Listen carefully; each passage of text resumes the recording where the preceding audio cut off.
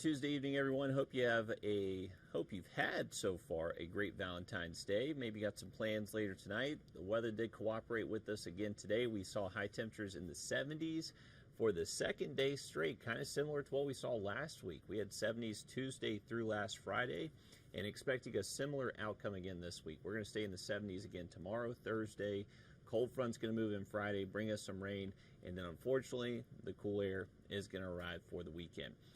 So as far as temperatures go, we have been much warmer than average, and this is leading to a little bit of a taste of spring across the region. We got our Bradford pears starting to bloom, likely noticing a lot of these white trees starting to pop up across the region.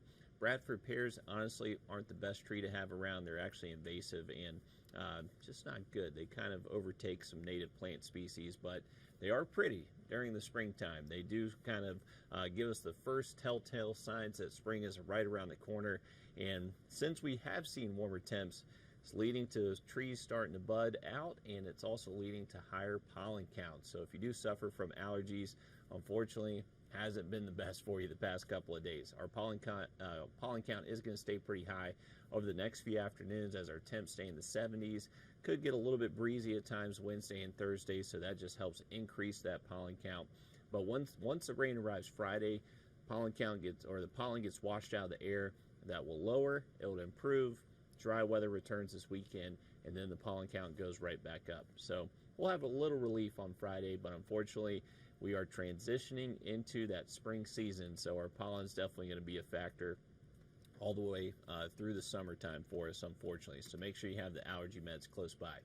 Here's a look at the rain we are expecting by Friday. This is going to be our next approaching cold front, mainly going to bring us rain chances kind of late Thursday night into Friday morning.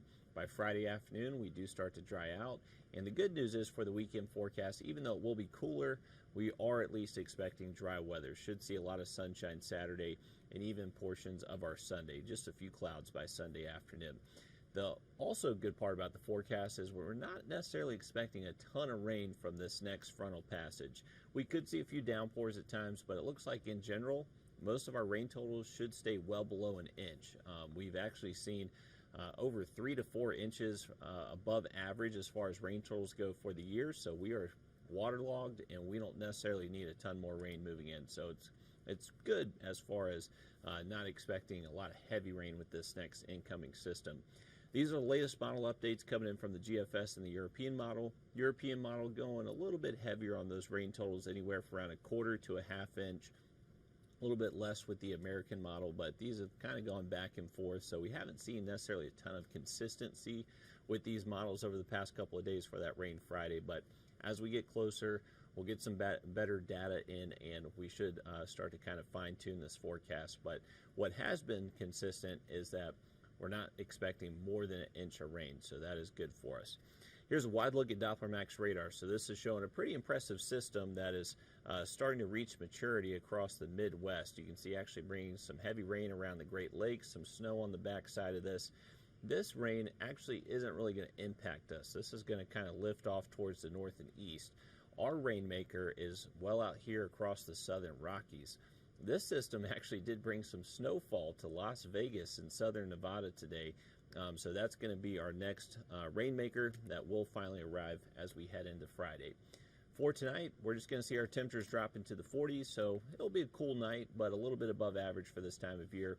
Heading into tomorrow, here in Augusta, anywhere south of the interstate, going to stay rain-free and going to enjoy a nice spring-like day.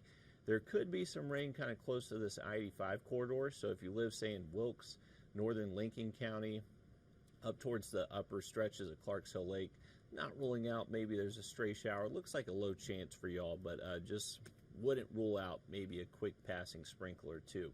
You can see that is going to influence temperatures in the northern CSRA. So places like Washington, Lincolnton, you could actually stay in the 60s tomorrow afternoon, but for us here in Augusta, anywhere south, another warm day, mid to upper 70s. Should be definitely feeling more like springtime instead of February. As we head into Thursday, it's going to be a similar day, possibly a degree or two warmer. Would not be surprised if maybe we have a few spots hitting the 80-degree mark Thursday afternoon, especially kind of the further south and west you go from, or south and east you go from Augusta. Places like Bamberg, Allendale, Sylvania, And it's going to be getting warm out there, and I don't think we're going to be too far away either here in Augusta. The rain should hold out until we get to Thursday night, most likely technically Friday morning, so around 2-3 a.m. we're starting to notice kind of the leading edge of this first wave. There could be some heavy rain with it, but it will be a quick mover for us. So by the time we get to around midday Friday, a lot of this is pushing east, and then we will see cooler temperatures into the afternoon. So a tricky kind of temperature forecast heading into our Friday. We'll likely wake up in the 60s and then see our temperatures fall into the 50s later into the afternoon. And then behind all that rainfall, our temperatures are going to be dropping. So highs will only be in the 50s by Saturday. Luckily, that cold air doesn't necessarily last all too long. We're back with highs in the 60s by Sunday. It is going to be getting cold each morning, though, this weekend. We should see low temps back down near freezing. So I know it is also getting to that time of year to where people are wanting to get their plants outside, get some sunshine. Still well too early to plant anything. We still have a number of freezing mornings that are going to continue into late February, possibly even early March. So I wouldn't plant anything just yet, even though it's feeling like springtime out there the next couple of days. But the cold air doesn't last too long. We're back into the 70s for highs by next Monday and Tuesday. Hope you have a great Valentine's Day, and we'll have another update for you coming up on News 12 at 11.